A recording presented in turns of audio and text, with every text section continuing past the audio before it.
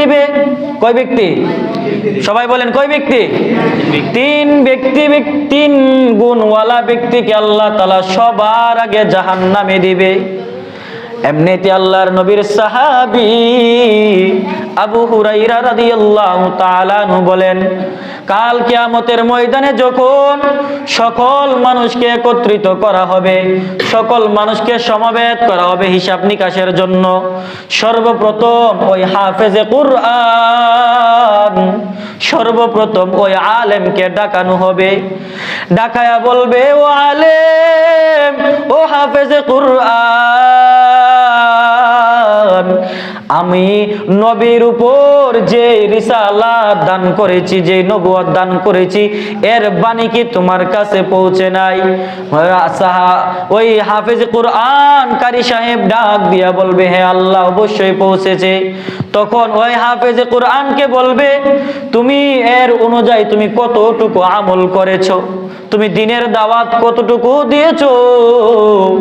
হাফেজে কুরআন ডাক দিয়া বলবে, আল্লাহ, আমি দুনিয়াতে নবীর উপর নবুয়ত দেওয়া যে ইলম আপনি দান করেছেন আমি তা হাসিল করেছি। হাসিল করার পর আমি কুরআন মুখস্থ করেছি, আমি মানুষকে দিনের দাওয়াত দিয়েছি, আমি মানুষকে দিনের দাওয়াত দিয়া প্রচার প্রসার করেছি, নামাজের দিকে আনছি, আমি সুন্দরভাবে মধুর কণ্ঠে কোরআন তেলাওয়াত করেছি। এই কথা আল্লাহর কাছে যখন হাফেজে কুরআন বলবে, ওই আল্লাহ তাআলা তাকে বলবে, না না, তোমাকে আমি যেই কণ্ঠ দান করেছি, যে ইলম তোমাকে দান করেছি, তুমি ইলম পাইয়া হাফেজে কুরআন হইয়া তোমার মনের ভিতরে বাসনা ছিল মানুষ যেন তোমাকে বড় হাফেজ বলে, মানুষ যেন তোমাকে বড় আলেম বলে, মানুষ যেন তোমাকে বড় মুফতি সাহেব বলে, কিন্তু তুমি এই মনোভাব নিয়ে তুমি মানুষের কাছে দিনের দাওয়াত দিয়েছো। তোমাকে তো দুনিয়াতে বড় হাফেজ বলা হয়েছে, তোমাকে তো দুনিয়াতে বড় আলেম বলা হয়েছে, তোমাকে দুনিয়ায় দিয়া দেওয়া হয়েছে। ফেরেশতারাও বলবে, তুমি মিথ্যাবাদী, তুমি মিথ্যা বলেছো, তুমি আল্লাহকে রাজি খুশি করার জন্য তুমি হাফেজ হও নাই, আল্লাহকে রাজি খুশি করার জন্য আলেম হও নাই, তোমাকে দুনিয়াতে যেমনটা চাইছো তোমাকে দুনিয়াতে এমনটাই দেওয়া হয়েছে। যাও যাও, জাহান্নামে যাও, জাহান্নামের কাঠগড়ায় তাকে নিক্ষেপ করা হবে। 2 নম্বর, ওই দানবীরকে ডাকা হবে, যে দানবীর সারা জীবন আল্লাহর রাস্তায় দান করেছে। ওই দানবীরকে আল্লাহ তাআলা ডাক দিয়া বলবে, ও প্রচুর সম্পদের ওয়ালা মালিক, ও সম্পদশালী ব্যক্তি, তোমাকে কি আমি দুনিয়াতে সম্পদ দান করি নাই? সে বলবে, ও আল্লাহ, আমাকে দুনিয়াতে সম্পদ দান করেছো, তুমি কি কারো কাছে হাত পাততে হয়েছে? বলে, না না, আমি কারো কাছে দুনিয়াতে হাত পাততে হয় নাই, আমাকে আপনি প্রচুর সম্পদ দান করেছেন। আল্লাহ তাআলা বলবেন, আমার দেওয়া সম্পদ পাইয়া তুমি সম্পদের কিভাবে তোমার সম্পদগুলা ব্যয় করলা?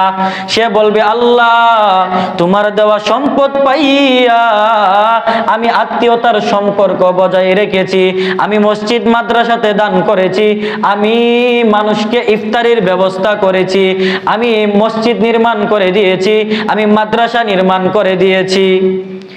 এমনিতে আল্লাহ তাআলা বলবে, না রে বান্দা, না না না, তুই আমার দেওয়া সম্পদ পাইছো ঠিক আছে, তুই মাদ্রাসায় সম্পদ দান করছো ঠিক আছে, তুই মসজিদ নির্মাণ করেছো ঠিক আছে, কিন্তু তোর ভিতরে ছিল মানুষ যেন তোরে বড় দানবীর বলে, বড় দানবীর। এমন মানুষ আছে না নাই?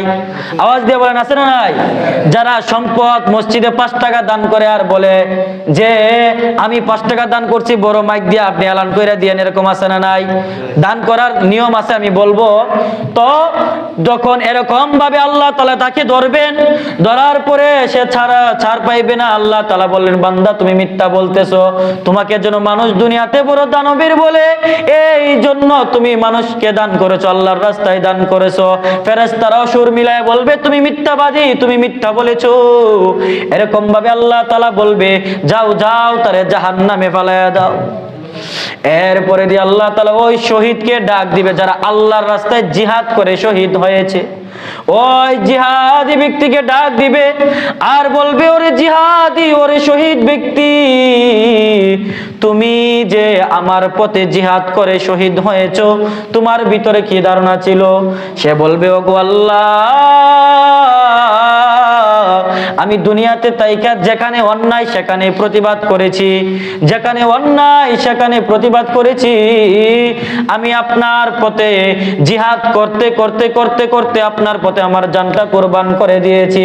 আল্লাহ তাআলা বলবে, না রে বান্দা, না না, তুই আমার পথে জিহাদ করেছ ঠিক আছে, কিন্তু তোর মনের ভিতরে ধারণা ছিল তুই জিহাদ করতে যাস আর মানুষ যেন তোরে বড় বীর পুরুষ বলে, মানুষ যেন তোরে বড় শক্তিশালী বলে, মানুষ যেন তোরে সাহসী ব্যক্তি বলে।